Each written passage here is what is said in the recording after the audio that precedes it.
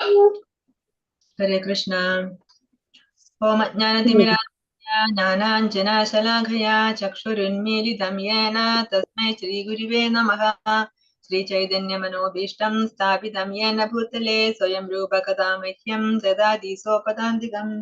वन्देऽहं श्रीगुरो श्रीयुतपदकमलं श्रीगुरून् वैष्णवांश्च श्रीरूपं साग्रजातं सगण रघुनाथान्वितं तं सजीवं साद्वैतं सावधूतं परिजनसहितं कृष्ण चैतन्यदेवम् श्रीराधाकृष्ण पादान् सगण ललिता श्री विशाखान्वितांश्च हे कृष्ण करुणा सिन्धो दीनबन्धो जगत्पदे गोपेश गोपिका कान्ता राधा कान्त नमोस्तुते तप्त काञ्चन गौराङ्गी राधे वृन्दावनेश्वरी वृषभानुसुते देवी प्रणमामि हरिप्रिये वञ्चकल्पतरुभ्यश्च कृपा सिन्धुभ्य एव च पतितानां पावनेभ्यो वैष्णवेभ्यो नमो नमः। नमो विष्णुपादाय कृष्णपृष्ठाय भूतले श्रीमते जयपताका स्वामिनिति नामिने नमाचार्यपादाय निताय कृपप्रदायिने गौरकदादामदाय नगरग्रामतारिणे नमो विष्णुपादाय कृष्णपृष्ठाय भूतले श्रीमते भक्तिवेदान्त स्वामिनिति नामिने नमस्ते सारस्वते देवे गौरवाणी प्रचारिणे निर्विशेषा शून्यवादी पाश्चात्यदेशतारिणे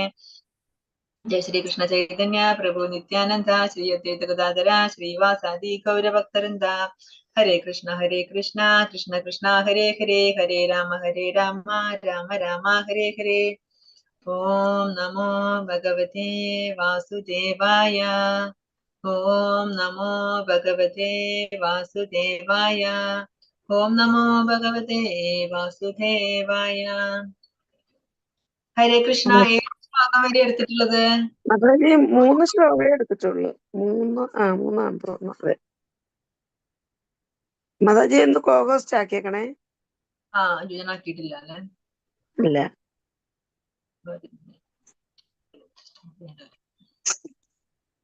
മൂന്നാം തോന്നുന്നു. ആരെടുത്തില്ലെന്നാ തോന്നുന്നു.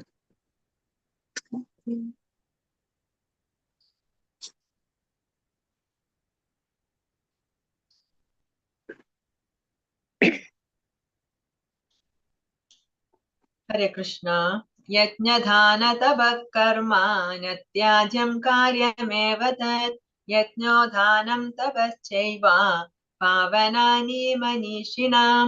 യജ്ഞം ദാനം തപസ് എന്നീ കർമ്മങ്ങൾ ഉപേക്ഷിക്കേണ്ടവയല്ല, അവ അനുഷ്ഠിക്കപ്പെടണം. മഹാത്മാക്കളെ പോലും വിശദീകരിക്കുന്നതാണ് അവ മൂന്നും. ഇതിലെന്താ പറയുന്നത്? സന്യാസം എന്താണെന്നും അതുപോലെ ത്യാഗം എന്താണെന്നും പറയുന്നുണ്ട്. എന്താണ് സന്യാസം? നമ്മൾ കർമ്മത്തെ ഉപേക്ഷിക്കുകയാണെങ്കിൽ അത് സന്യാസം. ത്യാഗം എന്ന് പറഞ്ഞാല് കർമ്മത്തെ ഉപേക്ഷിക്കുന്നില്ല, കർമ്മ ഫലത്തെ മാത്രമേ ഉപേക്ഷിക്കുന്നുള്ളൂ. അങ്ങനെ ചെയ്യുന്നതാണ് ത്യാഗം എന്ന് പറയുന്നത്.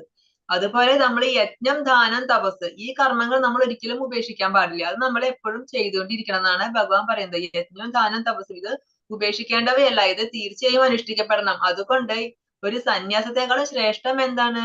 ത്യാഗമാണ് ശ്രേഷ്ഠം. നമ്മൾ കർമ്മം ചെയ്യണം, ആ കർമ്മത്തിന്റെ ഫലത്തെ തിരിച്ചുകൊണ്ട് കർമ്മം ചെയ്യണം. ആ ത്യാഗമാണ് ഏറ്റവും ശ്രേഷ്ഠമായത്. ഏധാന്യഭിത്തു കർമാണി സംഗം ത്യക്ത്വാ ഫലാനി ച കർത്തവ്യാനീതി മേ പാർത്ഥ നിശ്ചിതം മതമുത്തമം. ആസക്തിയോ ഫലോദ്ദേശമോ കൂടാതെ അനുഷ്ഠിക്കപ്പെടേണ്ടവയാണ് ഈ കർമ്മങ്ങൾ. ഹേ പാർത്ഥ, കർത്തവ്യ നിർവഹണം എന്ന നിലയിലാണ് അവ നിറവേറ്റേണ്ടത്. ഇതാണ് എന്റെ അന്തിമമായ അഭിപ്രായം. അപ്പൊ ഭഗവാൻ പറയാണ്, നമ്മൾ നീ ഒരിക്കലും കർമ്മത്തെ ഉപേക്ഷിക്കേണ്ട ആവശ്യമില്ല, സന്യാസത്തിന്റെ ആവശ്യം വരുന്നില്ല. കാരണം ആ കർമ്മ ഫലത്തെ ഉപേക്ഷിക്കുക, ത്യജിക്കുക, അങ്ങനെ ആ ഫലത്തിൽ ആസക്തി ഇല്ലാതെ ആ ഫലം ആഗ്രഹിക്കാതെ അങ്ങനെ നിന്റെ കർമ്മങ്ങൾ ചെയ്യുക. അങ്ങനെ ചെയ്യേണ്ടതാണ് ഈ കർമ്മങ്ങള്. അതുകൊണ്ട് ഹേ പാർത്ഥ, ഈ കർത്തവ്യ നിർവഹണം എന്ന നിലയിൽ നീ നിന്റെ കർമ്മങ്ങളെല്ലാം ചെയ്തുകൊണ്ടിരിക്കണം. ഇതാണ് എന്റെ അന്തിമമായ അഭിപ്രായം. ഇതാണ് എനിക്ക് ഈ ത്യാഗത്തെ പറ്റിയിട്ട്, സന്യാസമാണോ ത്യാഗമാണോ ശ്രേഷ്ഠം എന്നതിനെ കുറിച്ച് എനിക്കിതാണ് പറയാനുള്ളത്. നിയതസ്യതു സന്യാസ കർമ്മണോ നോപപദ്യതേ മോഹാതസ്യ പരിത്യാഗ താമസാ പരികീർത്തിതഃ. നിയത കർമ്മങ്ങളെ ഒരിക്കലും ഉപേക്ഷിച്ചുകൂടാ. വ്യാമോഹം കൊണ്ട് അങ്ങനെ ചെയ്യുന്നുവെങ്കിൽ ആ ത്യാഗം തമോ ഗുണത്തിലുള്ളതാണ്. നമുക്ക് നിർദ്ദിഷ്ടമായ കർമ്മങ്ങളുണ്ട്, നമുക്ക് നിശ്ചയമായും ഉറപ്പായും ചെയ്തിരിക്കേണ്ട കുറെ കർമ്മങ്ങൾ. ആ കർമ്മങ്ങളെ നമ്മൾ ഒരിക്കലും ഉപേക്ഷിക്കാൻ പാടില്ല, അത് തീർച്ചയായിട്ടും ചെയ്യണം. അഥവാ അത് ഉപേക്ഷിക്കുകയാണ്, ആ കർമ്മങ്ങൾ ചെയ്യുന്നില്ല എന്നുണ്ടെങ്കിൽ അതിനെ ഒരിക്കലും ത്യാഗം എന്ന് പറയില്ല. അഥവാ ത്യാഗം എന്ന് പറയുകയാണെങ്കിൽ അതിനെ ആ തമോ ഗുണത്തിലുള്ള ത്യാഗമാണെന്ന് പറയാം, അല്ലാതെ അത് സത്വഗുണത്തിലുള്ളതല്ല. അത് തമോ ഗുണികളുടെ ത്യാഗം. തമോ ഗുണത്തിലുള്ള ത്യാഗമാണത്. കാരണം എന്താ, അതൊരിക്കലും ഉപേക്ഷിക്കാൻ പാടാത്തതാണ്, നിർബന്ധമായിട്ടും ചെയ്തിരിക്കേണ്ടതാണ്. നമ്മുടെ നിയത കർമ്മങ്ങള് നമ്മൾ ഏതവസ്ഥയിലായാലും ചെയ്തിരിക്കേണ്ടതാണ് നിയത കർമ്മങ്ങൾ.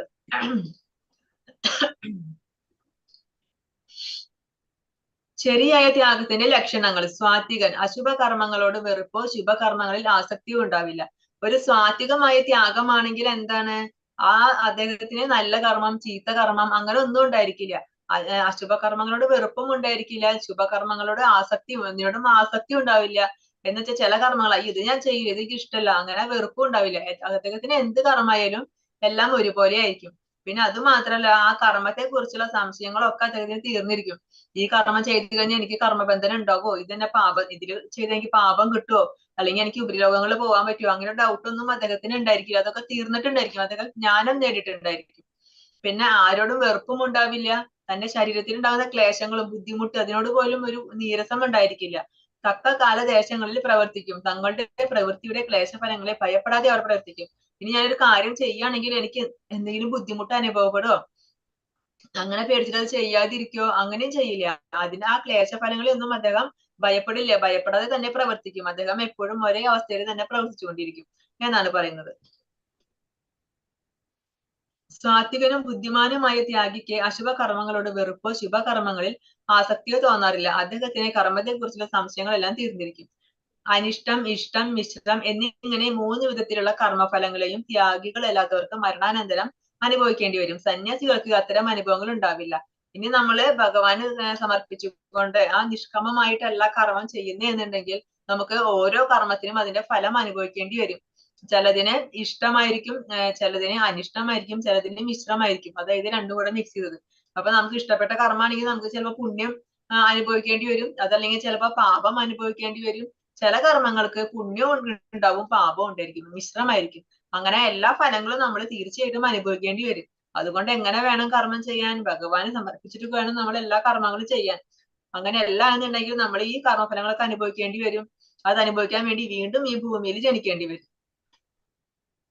മഹാബാഹുവായ അർജുന, വേദാന്ത പ്രമാണം അനുസരിച്ച് സർവകർമ്മങ്ങളുടെയും നിർവഹണത്തിന് 5 കാരണങ്ങളുണ്ട്. അവയെ പറ്റി ഇനി പറയാം. എന്നിൽ നിന്ന് പഠിക്കൂ. അധിഷ്ഠാനം, അതായത് ശരീരം. കർമ്മം ചെയ്യുന്ന ആള്, അതായത് ജീവാത്മാവ്. പിന്നെ കരണങ്ങൾ, നമ്മുടെ ഇന്ദ്രിയങ്ങള്. പിന്നെ നാനാവിധത്തിലുള്ള ഉദ്യമങ്ങള്, പരമാത്മാവ്. എന്നിവയാണ് കർമ്മത്തിന്റെ 5 ഘടകങ്ങൾ. നമ്മൾ എന്ത് കർമ്മം ചെയ്യുകയാണെങ്കിലും ആ ഓരോ കർമ്മത്തിനും ഈ 5 ഘടകങ്ങൾ ഉണ്ടായിരിക്കും. ഏതൊക്കെയാണത്? ഒന്ന്, ശരീരം. കർമ്മം ചെയ്യാനായിട്ട് ഒരു ശരീരം വേണം അല്ലെ, ആ ശരീരം. പിന്നെന്താ, കർമ്മം ചെയ്യുന്ന ആ ആള്, ആ ജീവാത്മാവ് ഉണ്ടെങ്കിലേ ആ ശരീരത്തിന് ഉണ്മയുള്ളൂ, അല്ലെങ്കിൽ ശരീരം നശിച്ചു ജഡമായി. അപ്പൊ ആ ജീവാത്മാവ് വേണം. പിന്നെ എന്ത് വേണം? ഇന്ദ്രിയങ്ങൾ. നമുക്ക് കർമ്മം ചെയ്യാനായിട്ട് ഇന്ദ്രിയങ്ങൾ വേണം. പിന്നെ നാനാ വിധത്തിലുള്ള ഉദ്യമങ്ങൾ. ഒരു കർമ്മം ചെയ്യുമ്പോൾ അതിന് ഉദ്യമം ഉണ്ടല്ലോ, ഒരു എഫേർട്ട് എടുക്കണം നമ്മള്. പിന്നെ എന്താണ്? പരമാത്മാവ്. ഇതൊക്കെ ഈ 4 ഘടകങ്ങൾ ഉണ്ടെങ്കിലും ആ പരമാത്മാവ് എന്ന ഘടകം ഉണ്ടെങ്കിലേ അവിടെ കർമ്മം വരുന്നുള്ളൂ. അല്ലാന്നുണ്ടെങ്കിൽ നമുക്ക് ഒന്നും ചെയ്യാൻ പറ്റില്ല. ഭഗവാൻ അറിയാതെ ഒരു പുൽക്കൊടി പോലും ഈ ചലിക്കില്ല ഈ ഭൗതിക ലോകത്ത്. അപ്പൊ എല്ലാം ഭഗവാൻ അറിഞ്ഞിട്ടേ നടക്കുള്ളൂ. അപ്പൊ ഈ 5 ഘടകങ്ങളും ഉണ്ടെങ്കിലേ ഒരു കർമ്മം പൂർണ്ണമാവൂ. ഒരു കർമ്മം നടക്കാനായിട്ട് ഈ 5 ഘടകങ്ങളും ഉണ്ടായിരിക്കണം. ശരീരവാക്മനോഭിര്യ കർമ്മ പ്രാരഭതേ നരഃ ന്യായം വാ വിപരീതം വാ പഞ്ചൈതേ തസ്യ ഹേതവഃ. ന്യായമാകട്ടെ അന്യായമാകട്ടെ മനുഷ്യൻ തന്റെ ശരീരം, വാക്ക്, മനസ്സ് എന്നിവയാൽ ചെയ്യുന്ന ഏതൊരു പ്രവൃത്തിക്കും ഈ 5 ഘടകങ്ങളാണ്. നമ്മൾ ശരീരം കൊണ്ട് ചെയ്യുന്നതായാലും നമ്മുടെ വാക്കുകൊണ്ടോ അല്ലെങ്കിൽ മനസ്സുകൊണ്ടോ ചെയ്യുന്നതായാലും എല്ലാ കർമ്മങ്ങൾക്കും കാരണം എന്താണ്? ഈ 5 ഘടകങ്ങളും ഉണ്ടായിരിക്കും. തത്രൈവം സതി കർത്താരം ആത്മാനം കേവലം തു യഃ പശ്യത്യാകൃത ബുദ്ധിത്വാന സ പശ്യതി ദുർമതിഃ. ഈ 5 ഘടകങ്ങളെയും കണക്കിലെടുക്കാതെ താൻ തന്നെയാണ് കർത്താവെന്ന് വിചാരിക്കുന്നവൻ തീർച്ചയായും ബുദ്ധിമാനല്ല. അയാൾക്ക് സംഗതികൾ യഥാതഥം കാണാനും കഴിയില്ല. ഇനി ചില ഭക്തരല്ലാത്ത അഭക്തരായവര് പറയും, ഈ 5 ഘടകങ്ങളൊന്നും വേണ്ട, ഈ കർമ്മം ചെയ്യുന്ന ആരാണ്? ഇത് ഞാനാണ് ചെയ്യുന്നത്, ഞാൻ ഇങ്ങനെ പറയും. ഞാനാണ് ഈ കർമ്മം ചെയ്യുന്നത്, ഇതിന്റെ ഫലം എനിക്കാണ്. അങ്ങനെ പറയുന്നവർ ആരാണ്? അങ്ങനെ പറയുന്നവര് വിഡ്ഢികളാണ്, മൂഢന്മാരാണ്. കാരണം അവർക്ക് അറിയില്ല, ഭഗവാനില്ല അറിയാതെ ഒരു കാര്യം നടക്കില്ലെന്ന് അവർക്ക് അറിയില്ല. ഒന്നും കേൾക്കാൻ പറ്റുന്നില്ല, സോറി, ഒന്നും കേൾക്കാൻ പറ്റില്ല. ഞങ്ങൾ കേൾക്കുന്നുണ്ടല്ലോ മാതാജി. കേൾക്കുന്നു. അപ്പൊ മാതാജി അവിടുത്തെ പ്രോബ്ലം ആയിരിക്കും കേട്ടോ, ചിലപ്പോ നെറ്റിന്റെ ഇഷ്യൂ ആയിരിക്കാം. എല്ലാവർക്കും കേൾക്കുന്നില്ലേ ഹരേകൃഷ്ണ? കേൾക്കുന്നുണ്ട്. കേൾക്കുന്നുണ്ട്. അതെ, കേൾക്കുന്നുണ്ട്.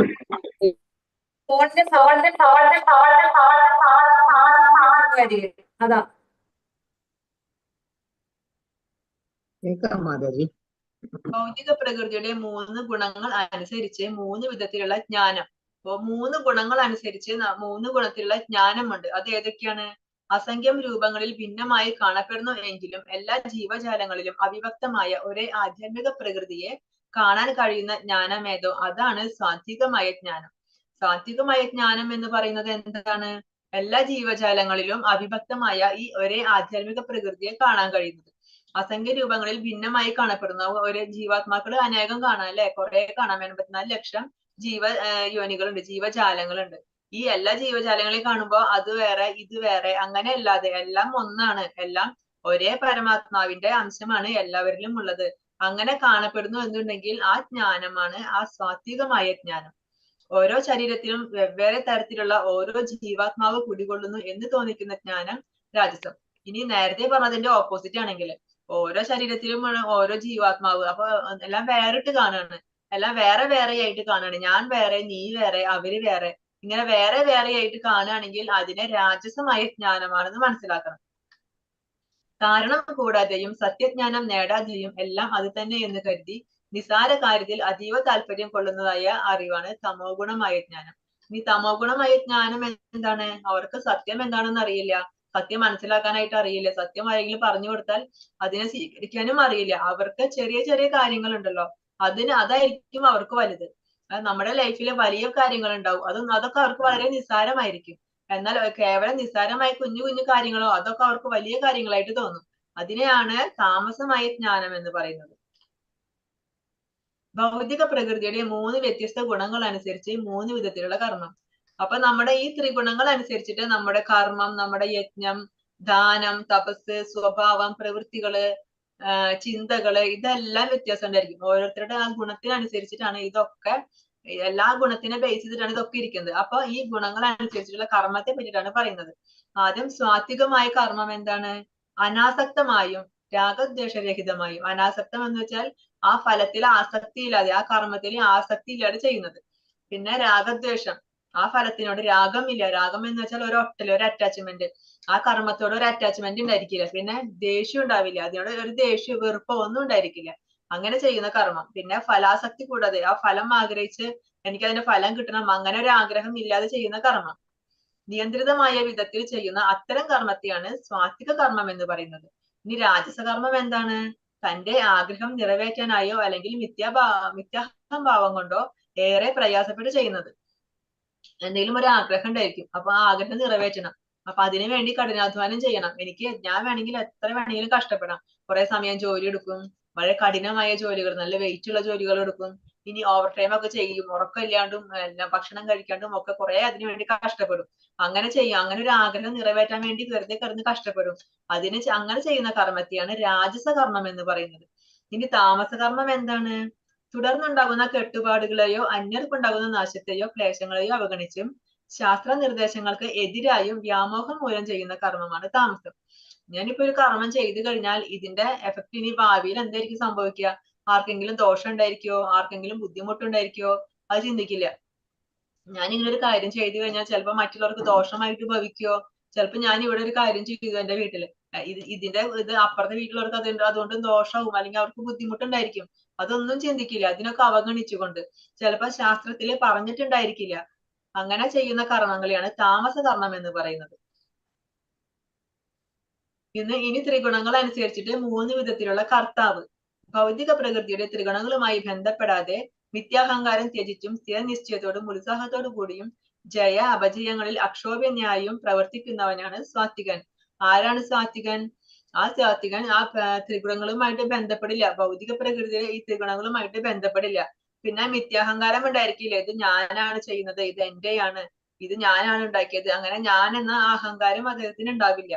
അദ്ദേഹം സ്ഥിരനിശ്ചയത്തോടെ ഉത്സാഹത്തോടു കൂടി എന്ത് കർമ്മാണെങ്കിലും നല്ല ഉത്സാഹത്തോടെ ചെയ്യും. അതുപോലെ ജയമാണെങ്കിലും തോൽവിയാണെങ്കിലും അതിലൊക്കെ അക്ഷോഭ്യനായിരിക്കും, അതിലൊന്നും ഒരു സന്തോഷം ഉണ്ടായിരിക്കില്ല, എന്ന് വെച്ചാൽ ദുഃഖം ഉണ്ടായിരിക്കില്ല.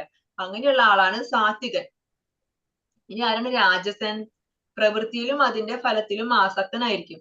ഞാൻ കർമ്മം ചെയ്യാൻ നല്ല താല്പര്യമായിരിക്കും, അതിന്റെ ഫലം എന്തിനാ ചെയ്യുന്നത്? കർമ്മം എനിക്ക് ഇതിന്റെ ഫലം കിട്ടണം, ഞാൻ ഇങ്ങനെ ഒരു കാര്യം ചെയ്യുന്നുണ്ട്, അത് എന്തിനു വേണ്ടിട്ടാ? അങ്ങനെ ഒരു ഫലം, ആ ഒരു കാര്യം എനിക്ക് കിട്ടണം, അതിനു വേണ്ടി ഒരു കർമ്മം ചെയ്യുന്നു. ഉദാഹരണം, ഒരു മാവ് വെച്ചു. മാവ് വെക്കുകയാണെങ്കിൽ എന്താ, എനിക്ക് ഇതിന് തീർച്ചയായിട്ടും മാങ്ങ കിട്ടിയിരിക്കണം, ഒരു വർഷത്തിനുള്ളിൽ എനിക്ക് മാങ്ങ കിട്ടിയിരിക്കണം, അങ്ങനെ ഒരു ആഗ്രഹം. ഇതൊരു എക്സാമ്പിൾ പറഞ്ഞതാണേ. അതുപോലെ ഒരു ആഗ്രഹം, അങ്ങനെ ഒരു ആഗ്രഹം വെച്ചിട്ട് ചെയ്യുന്നത്, അതുപോലെയുള്ള കർമ്മങ്ങളെയാണ് നമ്മള് പറയുന്നത് അയാളാണ് രാജസൻ. കാരണം എന്താ, അയാൾക്ക് ആഗ്രഹമുണ്ട്, ആ ആഗ്രഹം നിറവേറ്റാൻ വേണ്ടിയിട്ടാണ് അയാൾ കർമ്മം ചെയ്യുന്നത്. പിന്നെ ലോഭി, അതായത് അത്യാഗ്രഹം. ഇനിയിപ്പോ ഒരാഗ്രഹം സാധിച്ചു കഴിഞ്ഞാൽ എന്താ ഉണ്ടാവുക?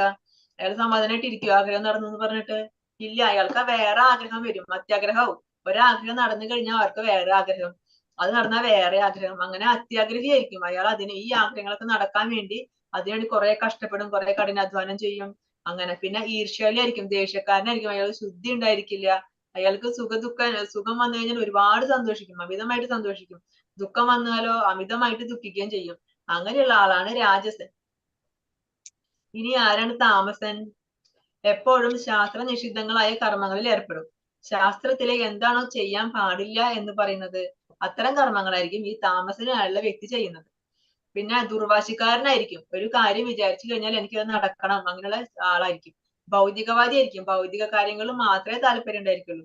ചതിയനായിരിക്കും, മറ്റുള്ളവരെ പറ്റിക്കാൻ ഒരു മടി ഉണ്ടായിരിക്കില്ല, മറ്റുള്ളവരെ അപമാനിക്കും, അലസനായിരിക്കും, മടിയനായിരിക്കും. അതുപോലെ ദുഃഖിതനായിരിക്കും, എപ്പോഴും ഒരു സന്തോഷം ആൾക്ക് ഉണ്ടാവില്ല, കാരണം ആളൊന്നിലും സാറ്റിസ്ഫൈഡ് അല്ല, എന്ത് ചെയ്താലും ഒരു സംതൃപ്തി ഉണ്ടായിരിക്കില്ല. പിന്നെ മടിയനായിരിക്കും, ഇന്ന് ചെയ്യാൻ നാളെ ചെയ്യാം, അല്ലെങ്കിൽ അടുത്ത ആഴ്ച ചെയ്യാം, ഇങ്ങനെ നീട്ടി വെക്കും. ഇങ്ങനെയുള്ള ആളെയാണ് താമസൻ എന്ന് പറയുന്നത്. ഇനി ഈ ത്രിഗുണങ്ങളെ അനുസരിച്ചിട്ടുള്ള 3 തരം ബുദ്ധിയെ പറ്റിയാണ് പറയുന്നത്. സാത്വികമായ ബുദ്ധി എന്താണ്? ചെയ്യേണ്ടതും ചെയ്തു കൂടാത്തതും എന്താണ്? ഭയപ്പെടേണ്ടതും ഭയപ്പെടേണ്ടാത്തതും എന്താണ്? ബന്ധത്തിനും മോക്ഷത്തിനും കാരണമാകുന്നത് എന്താണ്? ഇതെല്ലാം അറിയുന്നതാണ് സാത്വികമായ ബുദ്ധി.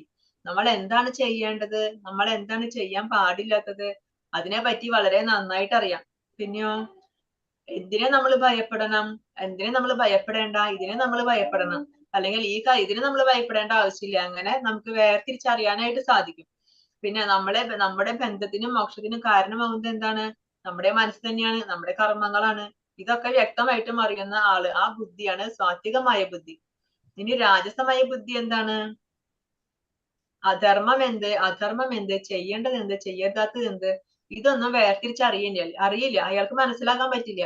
ഇതാണ് ധർമ്മം, അല്ലെങ്കിൽ ഇത് അധർമ്മമാണോ, അത് അയാൾക്ക് വേർതിരിച്ചറിയാൻ സാധിക്കില്ല. ഇത് ചെയ്യാൻ പാടുണ്ടോ, ഇത് ചെയ്യാൻ പാടില്ലേ, ഇതൊന്നും തിരിച്ചറിയാനുള്ള ഒരു ബുദ്ധി അയാൾക്ക് ഇല്ല. അതിനെയാണ് രാജസ ബുദ്ധി എന്ന് പറയുന്നത്. ഇനി താമസ ബുദ്ധി എന്താണ്? വ്യാമോഹത്തിന്റെയും അന്ധകാരത്തിന്റെയും സ്വാധീനതയിൽ അധർമ്മത്തെ ധർമ്മമായും ധർമ്മത്തെ അധർമ്മമായും കരുതി സദാ തെറ്റായ വഴിക്ക് പ്രവർത്തിക്കുന്നു. താമസ ബുദ്ധി എന്ന് പറഞ്ഞാല് ധർമ്മം കണ്ടു കഴിഞ്ഞാൽ അയാൾ പറയും ഇത് അധർമ്മം എന്ന് പറഞ്ഞിട്ട് ചെയ്യില്ല.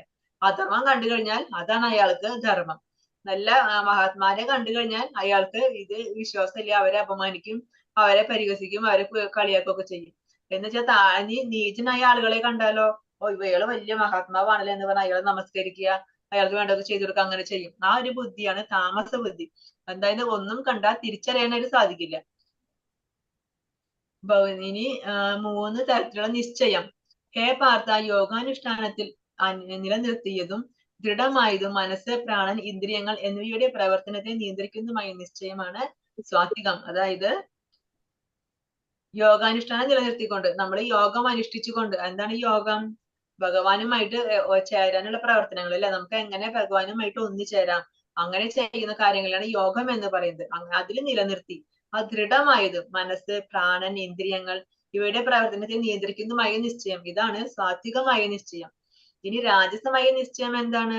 ഏതൊരു നിശ്ചയം കൊണ്ടാണോ മനുഷ്യൻ ധർമ്മം, അർത്ഥം, കാമം എന്നിവയെ സ്വീകരിക്കുന്നത്, അവയിലുള്ള അത്യാസക്തി കൊണ്ട് ഫലകാംക്ഷിയായി തീരുന്നത് ആ നിശ്ചയം. ഇനി രാജസ നിശ്ചയം എന്താണ്? അവര് തീരുമാനിക്കുകയാണ് മനുഷ്യന്റെ നല്ല ധർമ്മത്തോടെ ജീവിക്കുക. എന്നിട്ട് എന്ത് വേണം? നമ്മൾ കുറെ പണം സമ്പാദിക്കണം. ആ പണം സമ്പാദിച്ചിട്ട് നമ്മള് നമ്മുടെ ആഗ്രഹങ്ങൾ നിറവേറ്റണം. അതിനു വേണ്ടിയാണ് നമ്മൾ ജീവിക്കേണ്ടത്. അങ്ങനെ ചിന്തിക്കുന്ന ആളുകൾ, അതിലുള്ള ആസക്തി, ആ ഭൗതികമായ ആസക്തി കൊണ്ട്, ആ ഫലം ആഗ്രഹിച്ചുകൊണ്ട് ജീവിക്കുന്ന ആളുകൾ, അവരുടെ നിശ്ചയം ഉണ്ടല്ലോ, അത് രാജസമാണ്. ഇനി എന്താണ് താമസത്തിലുള്ള നിശ്ചയം? സ്വപ്നം, ഭയം, വ്യസനം, വിഷാദം, മതം എന്നിവയ്ക്ക് അതീതമല്ലാത്ത ബുദ്ധിശൂന്യമായ നിശ്ചയം. ഇവർക്ക് ബുദ്ധി ഉണ്ടായിരിക്കില്ല, ബുദ്ധിശൂന്യമായിരിക്കും. ഇവർ എന്ത് നിശ്ചയം എടുക്കുന്നോ അത് തെറ്റായ നിശ്ചയമായിരിക്കും. അവര് സ്വപ്നം, ഭയം, വ്യസനം, വിഷാദം, മതം അതെന്ന് വെച്ചാൽ എന്താ? അഹങ്കാരം. പിന്നെ എപ്പോഴും ദുഃഖം, എപ്പോഴും വിഷാദത്തിലായിരിക്കും, എപ്പോഴും അവർക്കൊരു സന്തോഷം ഉണ്ടായിരിക്കില്ല, എപ്പോഴും സ്വപ്ന ലോകത്തായിരിക്കും. അതല്ലെങ്കിൽ ഒരു ഭയം, എന്തിനാ ഭയക്കുന്നത് അതുപോലെ അവർക്കറിയില്ല, എന്തിനാ ഭയന്ന് പോലും അറിയില്ല. അങ്ങനെയുള്ള ഒരു നിശ്ചയം, അതാണ് തമോ ഗുണത്തിലുള്ള നിശ്ചയം. ഇനി 3 തരം സുഖത്തെ പറ്റിയിട്ടാണ് പറയുന്നത്. അത് ആദ്യം സ്വാത്വിക സുഖം. ആദ്യം വിഷം പോലെ തോന്നിക്കും, എന്നാൽ അന്ത്യത്തിൽ അമൃതതുല്യവും ആത്മസാക്ഷാത്കാരം ഉണർത്തുന്നതുമായ സുഖത്തെ സ്വാത്വിക സുഖം എന്ന് പറയുന്നു. അത് എന്താണ് സാത്വിക സുഖം? ഭക്തി എന്ന് പറയുന്നത്. കാരണം നമ്മൾ ഭക്തി ചെയ്യാൻ പറയാ, അപ്പൊ നമുക്ക് ആദ്യം വിഷം പോലെ തോന്നും. അയ്യോ, രാവിലെ നേരത്തെ എണീക്കണ്ടേ ഭഗവാനെ, നാമം ജപിക്കണം, നേരത്തെ നമ്മുടെ ഉറക്കം പോകും, ആ ഉറങ്ങണ സമയമാണ്, ഉറക്കം പോകും, ബുദ്ധിമുട്ടാണ്, അങ്ങനെയൊക്കെ തോന്നും.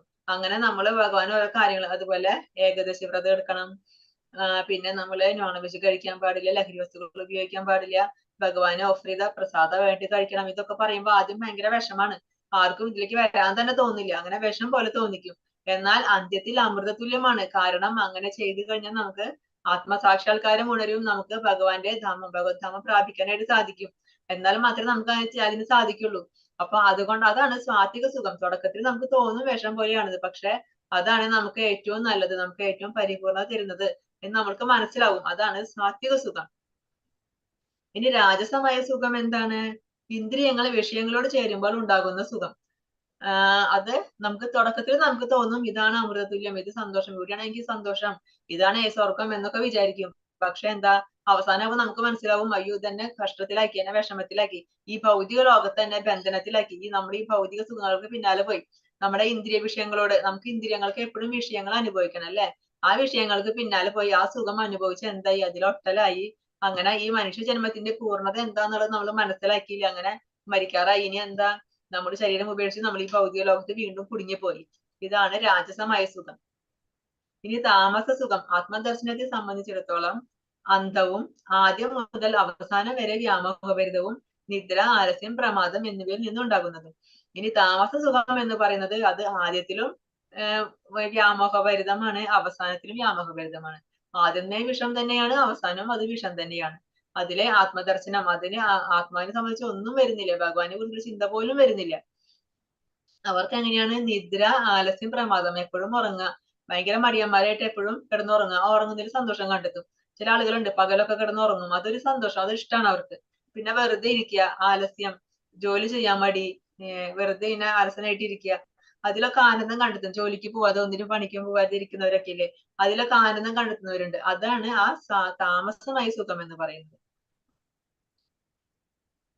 നത്തധസ്തി പൃഥിവ്യാം വാ ദിവി ദേവേഷു വാ പുനഃ സത്വം പ്രകൃതി ചൈർമുക്തം യദേവി സ്യാത്രിഭിർഗുണൈഃ.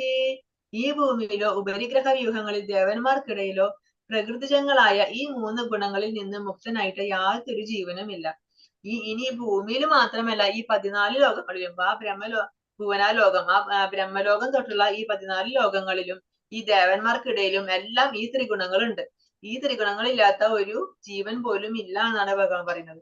അപ്പൊ മനുഷ്യർക്ക് മാത്രമല്ല ത്രിഗുണങ്ങളുള്ളത്, ദേവന്മാർക്കും ഉണ്ട്. ഇനി നമ്മൾ പഠിച്ചിട്ടുണ്ട് 4 തരം ആശ്രമം. ഏതൊക്കെയാണ്? ബ്രാഹ്മണര്, ക്ഷത്രിയര്, വൈശ്യര്, ശൂദ്രര്. ഇനി അവരുടെ സ്വഭാവത്തെ പറ്റിയിട്ടാണ് പറയുന്നത്.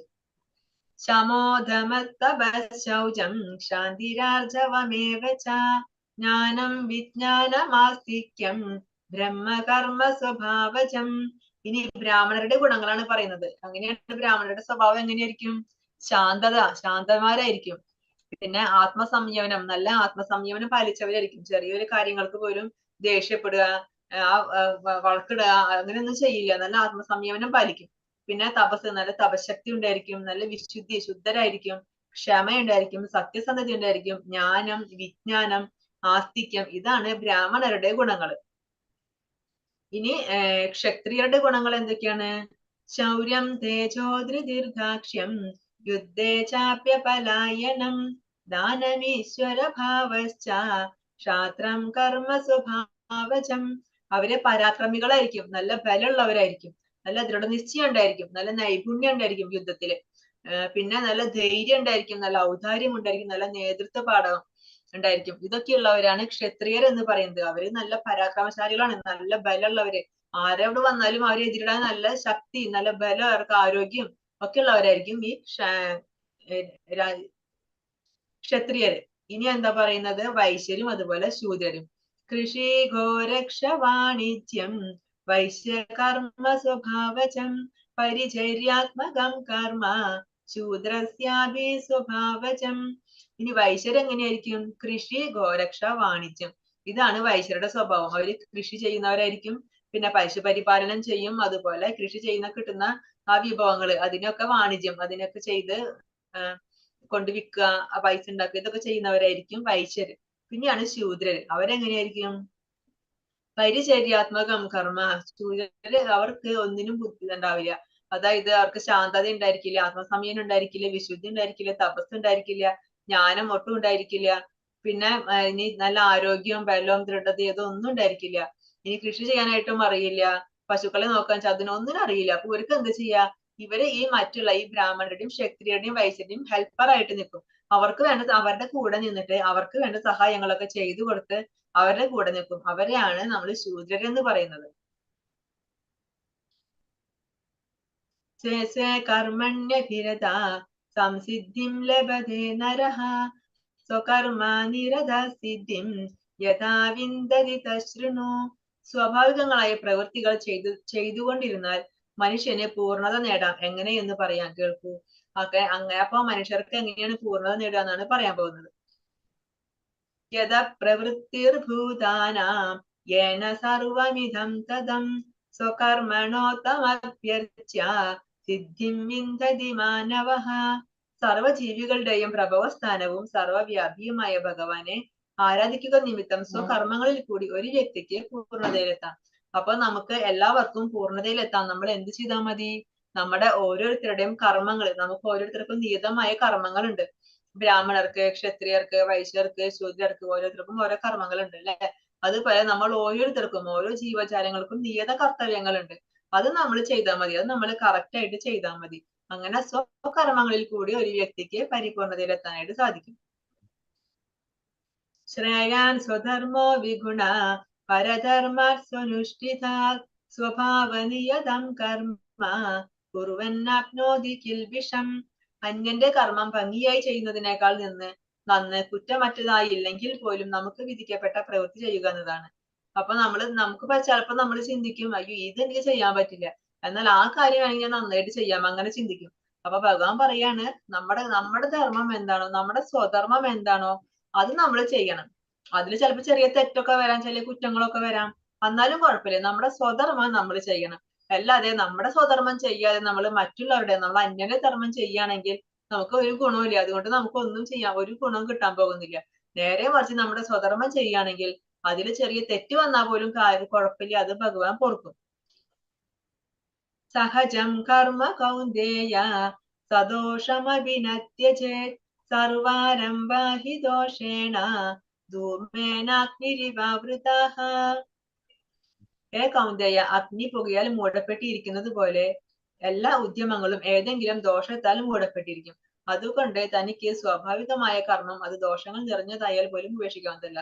ഇനി നമ്മൾ ചിന്തിക്കും, അയ്യോ ഇത് ഞാൻ ചെയ്യുന്നില്ല, ഇതുകൊണ്ട് എനിക്ക് ദോഷം സംഭവിക്കും. അർജുനൻ പറയുന്നില്ലേ, ഞാൻ യുദ്ധം ചെയ്യുന്നില്ല കാരണം എനിക്ക് പാപം കിട്ടും, കുടുംബ പാരമ്പര്യം നശിക്കും, അങ്ങനെ കുറെ ഇതൊക്കെ പറയാണ്. അങ്ങനെ നമ്മൾ ചിന്തിക്കേണ്ട ആവശ്യമില്ല. നമ്മുടെ സ്വധർമ്മമാണെങ്കിൽ നമ്മൾ ചെയ്യണം. അതിൽ ദോഷങ്ങൾ നമ്മൾ ചിന്തിക്കേണ്ട ആവശ്യമില്ല. കാരണം എന്താ? എല്ലാ കർമ്മങ്ങളിലും ദോഷമുണ്ട്. നമ്മൾ വിചാരിക്കും ഞാൻ ഇത് ചെയ്യുന്നില്ല, ഞാൻ അത് ചെയ്യാം, അതാണ് നല്ലത്. പക്ഷെ അതിലും ഉണ്ട് ദോഷം. എന്നാൽ എല്ലാ കർമ്മങ്ങളിലും എന്തെങ്കിലും ദോഷം മൂടപ്പെട്ടിരിക്കുന്ന പറഞ്ഞ എങ്ങനെ? അഗ്നി പുകയാൽ മൂടപ്പെട്ടിരിക്കുന്നത് പോലെ. അതുപോലെ എല്ലാ കർമ്മങ്ങളിലും ഒരു ദോഷമുണ്ട്. അതുകൊണ്ട് നീ നിന്റെ കർമ്മം ചെയ്യാതിരിക്കേണ്ട ആവശ്യമില്ല. അത് നീ എന്തായാലും ചെയ്യണം. തെറ്റിക്കോട്ടെ, അതിൽ ദോഷം വന്നോട്ടെ, അതിൽ തെറ്റിക്കോട്ടെ, അതിലൊന്നും ഒരു കുഴപ്പമില്ല. പക്ഷെ നിന്റെ കർമ്മം നീ ചെയ്യാതിരിക്കരുത്. അത് നിന്റെ നിയത കർമ്മങ്ങൾ നമ്മൾ നിശ്ചയമായിട്ടും ചെയ്യണം.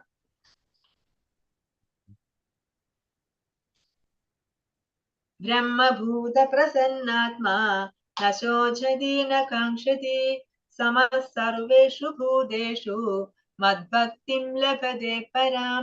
ഈ ആധ്യാത്മിക അവസ്ഥയിൽ എത്തിച്ചേർന്നവർക്ക് ബ്രഹ്മ സാക്ഷാത്കാരം സിദ്ധിച്ച പരമാനന്ദം അനുഭവിക്കുന്നു. അയാൾക്ക് ദുഃഖമില്ല, ആഗ്രഹങ്ങളില്ല, സർവ്വഭൂതങ്ങളിലും സമഭാവനയാണ് അയാൾക്കുള്ളത്. ഈ നിലയിൽ അയാൾ വിശുദ്ധ ഭക്തിയോടെ എന്റെ സേവനത്തിൽ മുഴുകുന്നു. അങ്ങനെ ബ്രഹ്മഭൂത പ്രസന്നാത്മ ആ ആധ്യാത്മികമായ ആ അവസ്ഥയിൽ എത്തിച്ചേർന്ന ആളുണ്ടല്ലോ, ആളെങ്ങനെയായിരിക്കും? ആള് പ്രസന്നാത്മനായിരിക്കും, ആള് പരമാനന്ദം അനുഭവിക്കുന്ന ആളായിരിക്കും. പിന്നെ എന്താണ്? ന ശോചതി, അയാൾക്ക് ദുഃഖങ്ങളില്ല. ന കാംക്ഷതി, അയാൾക്ക് ആഗ്രഹങ്ങളില്ല. എന്തെങ്കിലും വേണം എന്നുള്ള ആഗ്രഹം അയാൾക്കില്ല. ഇനി എന്തെങ്കിലും കാര്യത്തിൽ വിഷമോ സങ്കടമോ ദുഃഖോ അതും അയാൾക്കില്ല. സർവേഷു ഭൂതേഷു, അദ്ദേഹത്തിന് എല്ലാവരും ഒരുപോലെയായിരിക്കും. സർവ്വ ജീവജാലങ്ങളും സർവ്വഭൂതജാലങ്ങളും എല്ലാം അദ്ദേഹത്തിന് ഒരുപോലെ ആയിരിക്കും. നമ്മൾ മുമ്പ് പഠിച്ചില്ലേ, വിദ്യാവിനയ സമ്പന്നെ ബ്രാഹ്മണേ ഗവിഹസ്തിനേശുനെ ചൈവ ശോഭാകേശ പണ്ഡിത സമദർശനക. അതുപോലെ ആയിരിക്കും. ആരെല്ലാവരെ കണ്ടാലും ഒരുപോലെ ആയിരിക്കും. ബ്രഹ്മഭൂതസ്ഥാനം പ്രസന്നാത്മാ, പരമാനന്ദം അനുഭവിക്കുന്നു. പിന്നെ നശോചതി ന കാംക്ഷതി സർവേഷു ഭൂതേഷു മദ്ഭക്തി ലഭതേ പരം. അങ്ങനെ വിശുദ്ധ ഭക്തിയോടുകൂടി ഭഗവാന്റെ സേവനത്തിൽ ഏർപ്പെട്ടിരിക്കുന്ന അയാൾക്ക് കിട്ടുന്ന സ്ഥാനമാണ് എന്ത്? ആ ബ്രഹ്മഭൂതാവസ്ഥ. അയാൾ ആ ബ്രഹ്മഭൂതാവസ്ഥയിൽ എത്തിച്ചേർന്നാണ് പറയുന്നത്.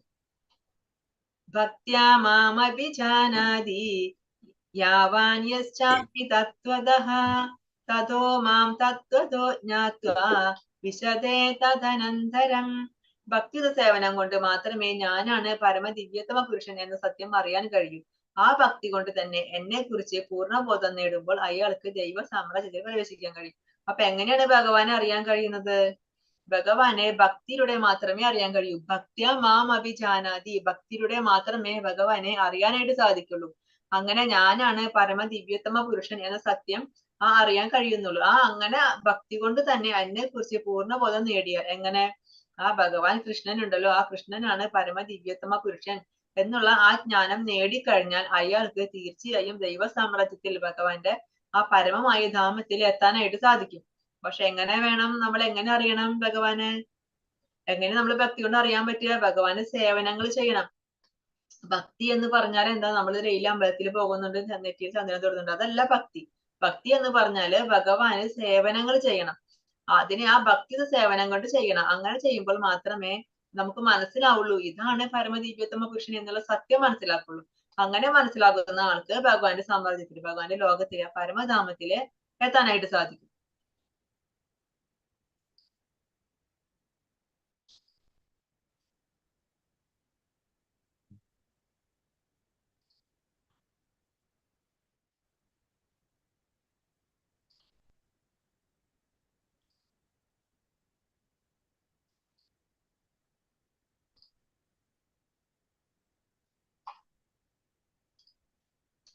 സർവകർമ്മ്യാനഭി സദാ കുർവാണോ മത്യഭാശ്രയഃ മത്പ്രസാദാദവാപ്നോതി ശാശ്വതം പദമവ്യയം.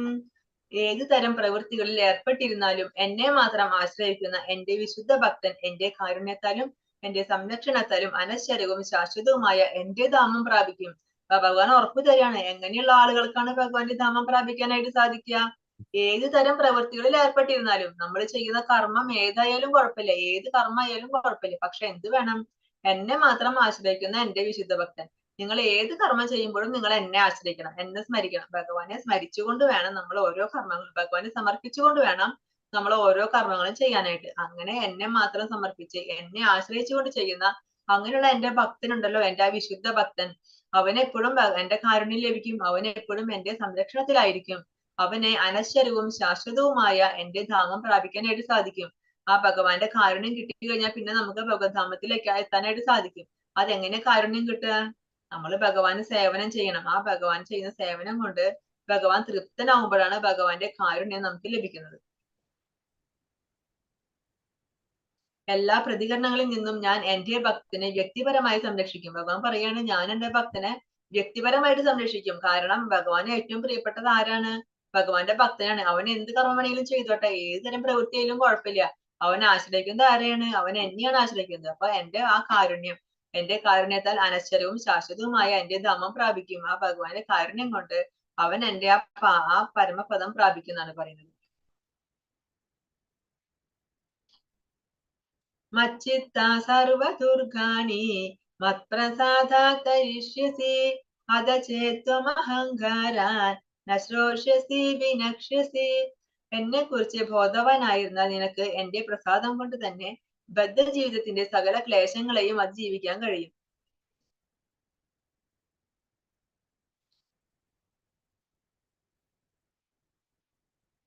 ആ ബോധത്തോടെ പ്രവർത്തിക്കാതെ മിഥ്യാഹങ്കാരം കൊണ്ട് എന്റെ അഭിമതം അനുസരിക്കാതെ പോയാലാകട്ടെ നാശമാണ് ഫലം. ഭഗവാനെ കുറിച്ച് ബോധവാനായിരുന്നാൽ, ഭഗവാനെ കുറിച്ചുള്ള ആ ജ്ഞാനം നേടിക്കഴിഞ്ഞാൽ, ആരാണ് ഈ പരമ ദിവ്യോത്തമ പുരുഷനാണ് ഭഗവാൻ എന്ന് മനസ്സിലാക്കി കഴിഞ്ഞാൽ, ആ ഭഗവാന്റെ പ്രസാദം കൊണ്ട് തന്നെ നമുക്ക് ഈ ബദ്ധ ജീവിതം, ഈ ഭൗതിക ലോകത്തിലുള്ള നമ്മുടെ ഈ ജീവിതം ഉണ്ടല്ലോ, ഈ ബദ്ധ ജീവിതം, ആ എല്ലാ ക്ലേശങ്ങളെയും നമുക്ക് അതിജീവിക്കാനായിട്ട് കഴിയും. ഇനി അങ്ങനെ നമ്മൾ പ്രവർത്തിക്കുന്നില്ല എങ്കിലോ, നമ്മൾ ഈ മിഥ്യാഹങ്കാരം, ഞാൻ ഈ ശരീരമാണ്, ഇത് ഞാനാണ് ചെയ്യുന്നത്, ഈ കർമ്മമൊക്കെ ചെയ്യുന്നത് ഞാനാണ്, ഇതൊക്കെ എന്റെ കഴിവാണ്, എന്റെ ശക്തിയാണ്, ഇതൊക്കെ എന്ന് നമ്മൾ അഹങ്കരിക്കുകയാണെങ്കിലോ, അങ്ങനെയാണെന്നുണ്ടെങ്കിൽ നമ്മള് ആ മിഥ്യാഹങ്കാരം കൊണ്ട് എന്റെ അഭിമതം, ഭഗവാന്റെ ആഗ്രഹം അനുസരിക്കാതെ പോയാലാകട്ടെ നമുക്ക് നാശമാണ് ഫലം. അപ്പൊ നമുക്ക് നാശമാണ് ഫലം. അപ്പൊ എങ്ങനെ വേണമെന്നാ പറയുന്നത് ഭഗവാൻ? ആ ഭഗവാനെ കുറിച്ച് ചിന്തിച്ചുകൊണ്ട് കർമ്മം ചെയ്യണം, ഭഗവാന് സേവനങ്ങൾ അർപ്പിക്കണം. അങ്ങനെ എപ്പോഴും ഭഗവാനെ ആശ്രയിക്കുന്ന ഒരു ഭക്തനെ എപ്പോഴും എന്റെ കാരുണ്യം ലഭിക്കും. അല്ലാത്ത ആളുകൾക്കോ അവർക്ക് നാശമാണ് ഫലം എന്നാണ് പറയുന്നത്. ഇനി അങ്ങനെ ഇല്ലാന്നുണ്ടെങ്കിൽ എന്ത് സംഭവിക്കും? ഇല്ലെങ്കിൽ നീ ഇവിടെ ബന്ധനാവും, നാശമാണ് ഫലം. നീ ഭൗതിക ലോകം എങ്ങനെ നശിക്കുന്നത്? നമ്മള് ഈ ഭൗതിക ലോകത്തിൽ ബന്ധനത്തിലാവും, നമ്മള് വീണ്ടും വീണ്ടും ബന്ധനത്തിലാവും, നമ്മൾ വീണ്ടും ജനിച്ചും മരിച്ചും ജനിച്ചും മരിച്ചും. നമുക്ക് ഉറപ്പ് പറയാൻ പറ്റില്ല മനുഷ്യ ജന്മം കിട്ടുന്നത്. ചിലപ്പോൾ മൃഗങ്ങളുടെ ജന്മമായിരിക്കും കിട്ടുക, ചില പക്ഷികളായിരിക്കാം, പുഴുക്കളായിരിക്കാം. അപ്പൊ ഈ ഇവിടുന്ന് നമുക്ക് രക്ഷപ്പെടാൻ പറ്റില്ല. ഈ ഭൗതിക ലോകത്തിൽ തന്നെ ജനിച്ചും മരിച്ചും ജനിച്ചും മരിച്ചും നമ്മൾ ഇവിടെ കിടന്ന് അങ്ങനെ കഷ്ടപ്പെടും.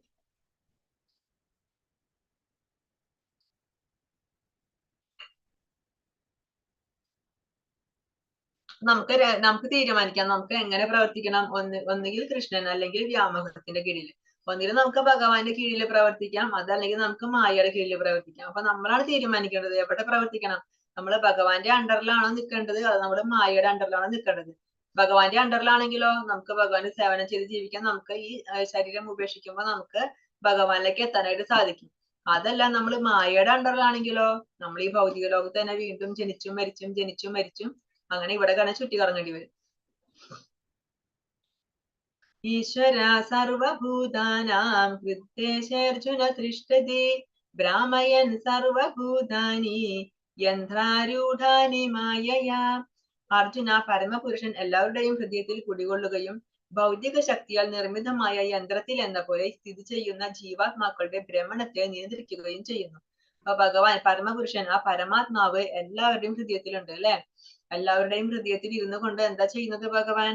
നമ്മുടെ ഈ ശരീരം എങ്ങനെയാ ഈ ഭൗതിക ശക്തി കൊണ്ട്, ഭൗതിക പ്രപഞ്ചത്തിലെ ഈ ഭൗതിക ശക്തി കൊണ്ട് നിർമ്മിച്ചിരിക്കുന്ന ഈ ശരീരമാകുന്ന ഈ യന്ത്രം, ആ യന്ത്രത്തിൽ, ഈ ശരീരമാകുന്ന ഈ യന്ത്രത്തിൽ ജീവിക്കുന്ന ആ ജീവാത്മാക്കൾ ഉണ്ടല്ലോ, ആ ജീവാത്മാക്കള് യന്ത്രത്തിൽ കറങ്ങിക്കൊണ്ടിരിക്കുകയാണ്. ഈ ശരീരമാകുന്ന ഈ യന്ത്രത്തിൽ കിടന്ന് ഇങ്ങനെ കറങ്ങിക്കൊണ്ടിരിക്കുകയാണ്.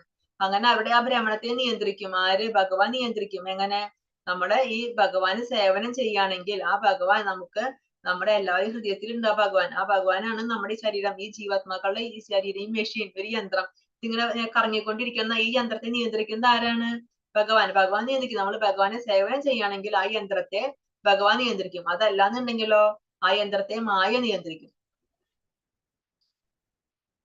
തമേവ ശരണം ഗച്ഛ സർവഭാവേന ഭാരത തത്പ്രസാദാത് പരാം ശാന്തിം സ്ഥാനം പ്രാപ്സ്യസി ശാശ്വതം. ഹേ ഭാരത, ആ പരമപുരുഷനെ ആത്മാർപ്പണം ചെയ്യൂ.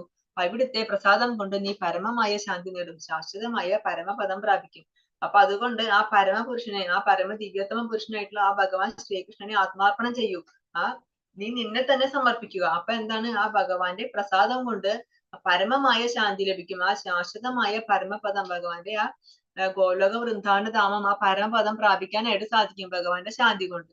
അതിന് എന്ത് വേണം? നമ്മൾ നമ്മളെ തന്നെ പൂർണ്ണമായും ഭഗവാന് സമർപ്പിക്കണം. പരമാത്മാവാണ് യജമാനൻ, എല്ലാത്തിന്റെയും ഭോക്താവ് അല്ലെ. ഭോക്താരം സർവഭൂതേഷു, എല്ലാവരുടെയും ഭോക്താവ് ആരാണ്? എല്ലാത്തിന്റെയും ഭോക്താവ് ഭഗവാനാണ്. അതുപോലെ നമ്മളെ തന്നെ സമർപ്പിക്കുക, ആത്മാർപ്പണം ചെയ്യുക, ഭഗവാൻ സമർപ്പിക്കുക. അവിടുത്തെ പ്രസാദം കൊണ്ട് നീ പരമമായ ശാന്തി നേടും. ഭഗവാന്റെ പ്രസാദം കൊണ്ട് നമ്മെ ആ ശാന്തി നമുക്ക് നേടാനായിട്ട് സാധിക്കും. ഭോക്താരം യജ്ഞ തപസാം സർവലോക മഹേശ്വരം സുഹൃതം സർവഭൂതാന ജ്ഞാത്വാമാ ശാന്തി വൃച്ചതി. ഇതി തേ ജ്ഞാനമാഖ്യാതം ഗുഹ്യാത് ഗുഹ്യതരം മയാ വിമൃശ്യൈതദേശേണ യഥേച്ഛസി തഥാ കുരു. ഇപ്രകാരം അതിരഹസ്യമായ ജ്ഞാനമാണ് ഞാൻ നിനക്ക് വിവരിച്ചു തന്നത്. ഇനി സമഗ്രമായി ആലോചിച്ച ശേഷം ഹിതം എന്തെന്ന് തോന്നുന്നത് എന്തോ അത് നീ ചെയ്യുക. അപ്പൊ ഞാൻ നിനക്ക് ഇപ്പൊ പറഞ്ഞു തന്ന ഈ ജ്ഞാനമുണ്ടല്ലോ, ഇത് അതീവ രഹസ്യമായ ജ്ഞാനമാണ്. ഏത് ജ്ഞാനമാണ്? ഈ ഭഗവത്ഗീത ജ്ഞാനം. ഭഗവാൻ പറഞ്ഞു കൊടുത്ത ഈ ഭഗവത്ഗീത ജ്ഞാനം. അപ്പൊ ഭഗവാൻ പറഞ്ഞു ഉപസംഹരിക്കാൻ പോവാണ്. ഭഗവാൻ അറിയാവുന്ന കാര്യങ്ങളൊക്കെ ഭഗവാൻ പറഞ്ഞു കൊടുത്തു അർജുനന്. എന്നിട്ട് ഭഗവാൻ പറയുന്നത് ഇത് ഉപസംഹരിക്കാൻ പോവാണ് ഭഗവാൻ. അപ്പൊ പറയാണ്, ഞാൻ നിനക്ക് ഈ അതീവ രഹസ്യമായ ജ്ഞാനമാണ് ഞാൻ നിനക്ക് ഇപ്പൊ പറഞ്ഞു തന്നിട്ടുള്ളത്. ഇനി നീ ആലോചിക്കും, നീ നന്നായിട്ട് ഇവിടെ ഇരുന്നിട്ട് നീ നന്നായിട്ട് ആലോചിക്കും. എന്നിട്ട് നിനക്ക് എന്താണോ തോന്നുന്നത് ഹിതമാണ്, നിനക്ക് ഇതാണ് നല്ലത് എന്ന് നിനക്ക് എന്താണോ തോന്നുന്നത് അത് നീ ചെയ്യുക. നിനക്ക് യുദ്ധം ചെയ്യണമെന്നാണ് നല്ലതെന്ന് തോന്നുകയാണെങ്കിൽ അങ്ങനെ ചെയ്യുക. ഇനി അതല്ല യുദ്ധം ചെയ്യണ്ട അതാണ് നല്ലത് അങ്ങനെ തോന്നുകയാണെങ്കിൽ അങ്ങനെ ചെയ്യുക. നിനക്ക് എന്താണ് ഇഷ്ടം എന്നുള്ളത്, അത് എന്താണോ തോന്നുന്നത് അത് നീ ചെയ്യുക.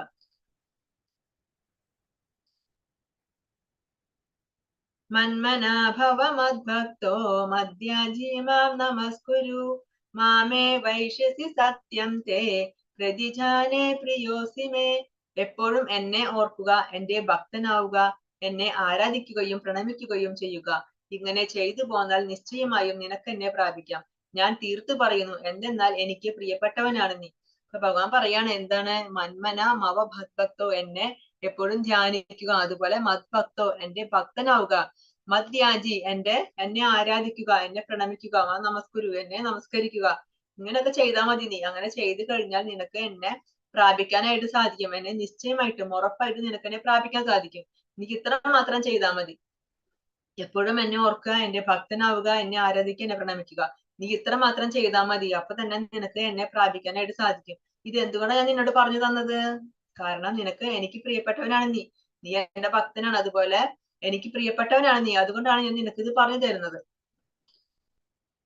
സർവധർമാൻ പരിത്യജ്യ മാമേകം ശരണം വ്രജ അഹം ത്വാം സർവപാപേഭ്യോ മോക്ഷയിഷ്യാമി മാ ശുചഃ. സർവധർമ്മങ്ങളെയും ത്യജിച്ച് എന്നിൽ ശരണം തേടുക, ഞാൻ നിന്നെ സകല പാപ പ്രതികരണങ്ങളിൽ നിന്നും മോചിപ്പിക്കാം. ഭയപ്പെടേണ്ട. എന്താണ് പറയുന്നത് ഭഗവാൻ? ഏറ്റവും അവസാനം ഭഗവാൻ പറഞ്ഞ് ഈ ശ്ലോകത്തോടു കൂടി ഭഗവാൻ ഉപസംഹരിക്കുകയാണ്. എന്താ പറഞ്ഞത്? സർവധർമ്മങ്ങളെയും ത്യജിക്കുക. സർവധർമ്മങ്ങളെയും ത്യജിച്ചുകൊണ്ട് നീ എന്നിൽ ശരണം തേടുക, നീ എന്നെ ശരണം പ്രാപിക്കുക. ഞാൻ നിന്നെ സകല പാപ പ്രതികരണങ്ങളിൽ നിന്നും മോചിപ്പിക്കാം. നിന്റെ സകല പാപ പ്രതികരണങ്ങളിൽ നിന്നും ഞാൻ നിന്നെ മോചിപ്പിക്കാം. നീ എന്ത് ചെയ്താൽ മതി? നീ എന്നെ ശരണം പ്രാപിക്കുക. എല്ലാ ധർമ്മങ്ങളും നീ ത്യജിച്ചോ, നീ എന്നെ ശരണം പ്രാപിച്ചാൽ മാത്രം മതി. നിന്നെ ഞാൻ രക്ഷിക്കാം, നിന്റെ സകല പാപങ്ങളും ഞാൻ ഇല്ലാതാക്കാമെന്നാണ് ഭഗവാൻ പറയുന്നത്. ധർമ്മജ്ഞാനത്തിന്റെയും ധർമാചര്യയുടെയും വിവിധ ഇനങ്ങളെ ഭഗവാൻ വിവരിച്ചിരിക്കുന്നു. കൃഷ്ണൻ പറയുന്നു, ഞാൻ ഉപദേശിച്ചിട്ടുള്ള ഈ പ്രക്രിയകളെല്ലാം ഉപേക്ഷിച്ച് അർജുനൻ തനിക്ക് ആത്മാർപ്പണം ചെയ്താൽ മതി. ഭഗവാൻ എന്താ അവസാനം പറയുന്നത്? കുറെ ജ്ഞാനം, കുറെ യോഗം പറഞ്ഞു കൊടുത്തു അല്ലെ ഭഗവാൻ. കർമ്മയോഗം, ഭക്തിയോഗം, ജ്ഞാനയോഗം, ധ്യാനയോഗം, അഷ്ടാംഗയോഗം, ഹഠയോഗം, അങ്ങനെ കുറെ കാര്യങ്ങൾ പറഞ്ഞു കൊടുത്തു. എല്ലാം വേണ്ട ഏറ്റവും അവസാനം എന്താ പറയുന്നത് ഭഗവാൻ? നീ സർവധർമാൻ പരിത്യജ്യ, നീ എല്ലാ ധർമ്മങ്ങളെയും ഉപേക്ഷിച്ചോ, എല്ലാം പരിത്യജിച്ചിട്ട് നീ എന്നെ മാത്രം ശരണം പ്രാപിച്ചാൽ മതി. നിനക്ക് വേണ്ടതൊക്കെ ഞാൻ ചെയ്തു തരാം, നിന്റെ പാപങ്ങളൊക്കെ ഞാൻ ഇല്ലാതാക്കി തരാന്നാണ് ഭഗവാൻ ഉറപ്പ് നൽകുന്നത്. അപ്പൊ നമ്മൾ ഇതിൽ രഹസ്യമായ ജ്ഞാനത്തെ പറ്റി പറഞ്ഞു. എന്താണ് രഹസ്യമായ ജ്ഞാനം? ആ ബ്രഹ്മഭൂതസ്ഥാനം, ബ്രഹ്മമാകുന്ന ആ ബ്രഹ്മത്തെ കുറിച്ചുള്ള ജ്ഞാനമാണ് ആ രഹസ്യമായ ജ്ഞാനം. ഇനി അതിനേക്കാൾ കൂടുതൽ രഹസ്യമായ ഒരു ജ്ഞാനമുണ്ട്, പരമാത്മാവിനെ കുറിച്ചുള്ള ജ്ഞാനം. അതെന്താണ്? ആ പരമാത്മാവ് എല്ലാവരും ഹൃദയത്തിലുണ്ട്. ആ പരമാത്മാവാണ് എല്ലാവരും ചലിപ്പിക്കുന്നത്, എല്ലാത്തിനും ആ ഉണ്മ കൊടുക്കുന്ന പരമാത്മാവാണ്. ആ പരമാത്മാവിനെ സ്വയം സമർപ്പിക്കുക എന്ന് പറഞ്ഞു. ഇനി ഏറ്റവും പരമഗുഹ്യമായ ജ്ഞാനം ഭഗവാൻ പറഞ്ഞു ഭഗവത്ഗീതയിൽ. എന്താണത്? മന്മനാഭവ മദ്ഭക്തോ മദ്യജീമാം നമസ്കുരു. നീ എപ്പോഴും എന്നെ ഓർക്കുക, എന്റെ ഭക്തനാവുക, എന്നെ ആരാധിക്കുക, എന്നെ പ്രണമിക്കുക. ഇത് മാത്രം നീ ചെയ്താൽ മതി. അപ്പൊ ഭഗവാൻ ഈ ഭഗവത്ഗീതയിൽ പറഞ്ഞ ആ രഹസ്യമായ, പരമരഹസ്യമായ ജ്ഞാനമാണ് എപ്പോഴും ഭഗവാനെ ഓർക്കുക, ഭഗവാന് സേവനം ചെയ്യുക. അങ്ങനെ ചെയ്തു കഴിഞ്ഞാൽ ആ സർവ്വധർമ്മങ്ങളും നീ ഉപേക്ഷിച്ചോ കുഴപ്പമില്ല, പക്ഷെ നീ എന്നെ ശരണം പ്രാപിച്ചാൽ മാത്രം മതി. നിനക്ക് വേണ്ടതൊക്കെ ഞാൻ ചെയ്തു തരും.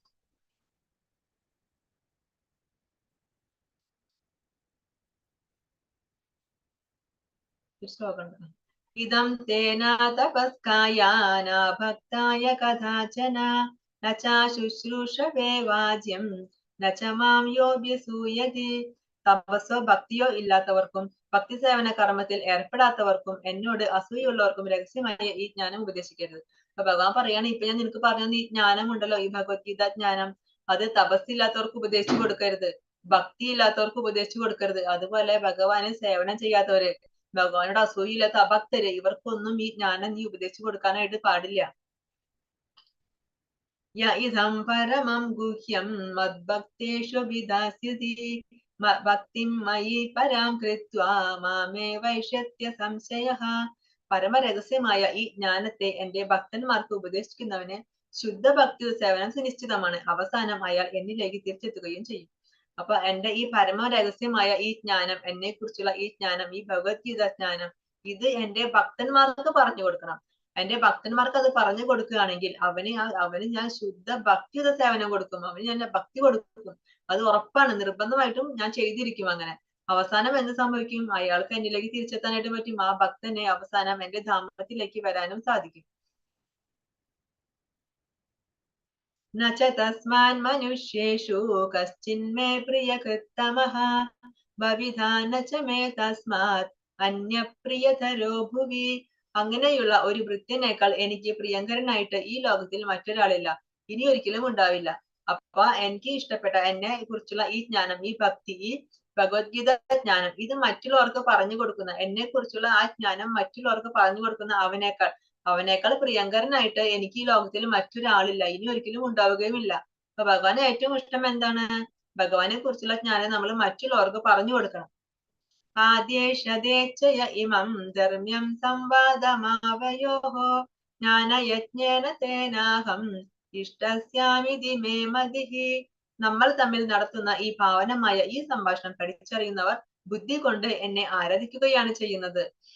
അപ്പൊ നമ്മളിപ്പോ സംസാരിച്ച ഈ ജ്ഞാനം ഉണ്ടല്ലോ, ഈ ഭഗവത്ഗീത ജ്ഞാനം നമ്മൾ തമ്മിൽ സംസാരിച്ചു തുടക്കം തൊട്ട് അർജുന പറയുന്ന ആ ദുഃഖങ്ങളും വിഷമങ്ങളും ഭഗവാൻ കൊടുക്കുന്ന ഉപദേശങ്ങളും, അങ്ങനെ ഈ സംവാദം ഉണ്ടല്ലോ, ഈ സംവാദം പഠിക്കുന്നവര് അവരെന്നെ ആരാധിക്കുകയാണ് ചെയ്യുന്നത്.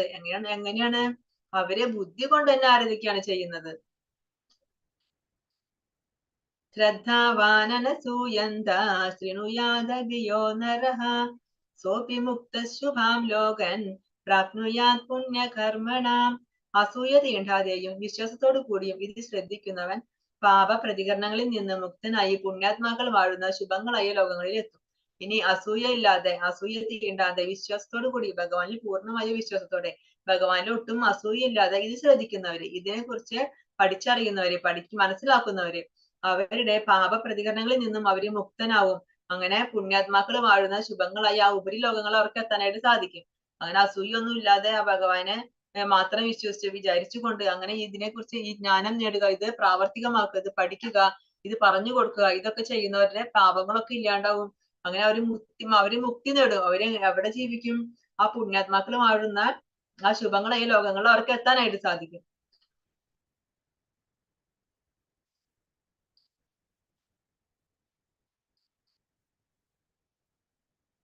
അർജുന ഉവാച നഷ്ടോ മോഹസ്മൃതിർലബ്ധാ ത്വത്പ്രസാദാന്മയാച്യുത സ്ഥിതോസ്മി ഗതസന്ദേഹം കരിഷ്യേ വചനം തവ. അർജുനൻ പറഞ്ഞു, അല്ലയോ പ്രിയപ്പെട്ട കൃഷ്ണ, ഹേ അച്യുത, ഇപ്പോൾ എന്റെ വ്യാമോഹം തീർന്നു. അങ്ങയുടെ കരുണ കൊണ്ട് ബുദ്ധി തിരിച്ചു കിട്ടി. ഞാൻ ഇപ്പോൾ ദൃഢനും സംശയരഹിതനുമാണ്. അങ്ങയുടെ ആജ്ഞയനുസരിച്ച് പ്രവർത്തിക്കാൻ തയ്യാറായിരിക്കുന്നു.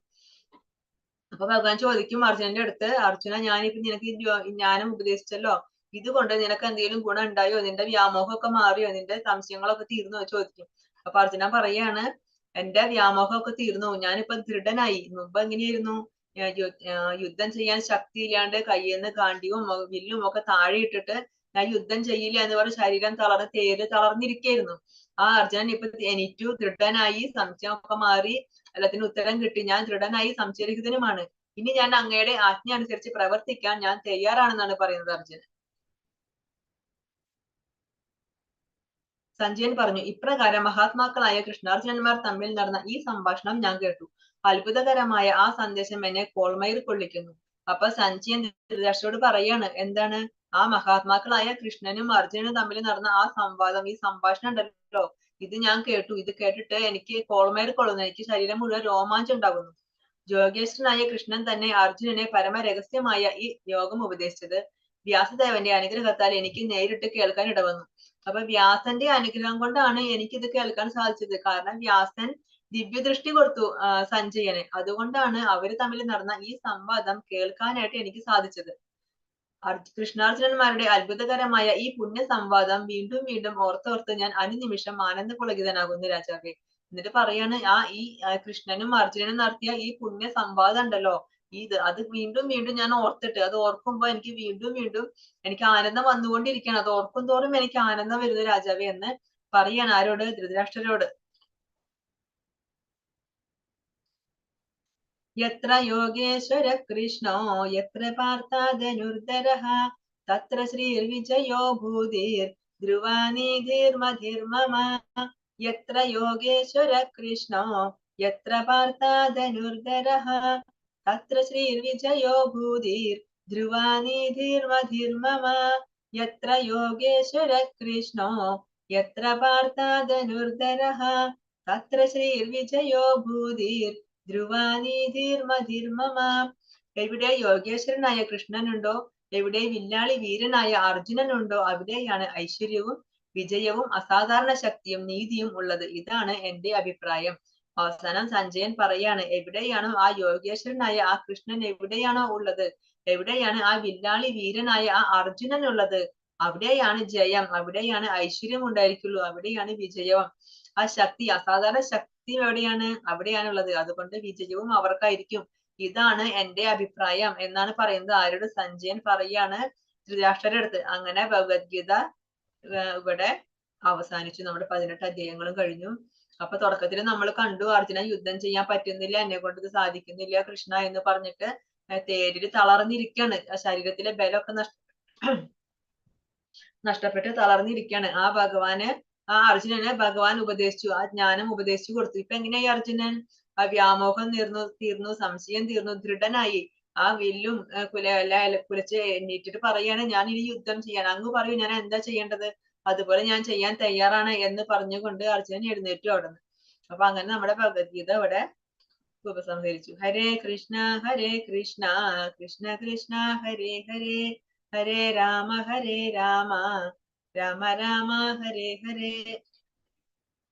പഞ്ചാകൽപതരുഭ്യശ്ച കൃപാ സിന്ധുഭ്യ ഏവ ച പതിതാനാം പാവനേഭ്യോ വൈഷ്ണവേഭ്യോ നമോ നമഃ. അനന്തകോടി വൈഷ്ണവ ഭക്തവൃന്ദ കി ജയ്. ശ്രീ പ്രഭുപാദ് കി ജയ്. ഗുരുദേവ്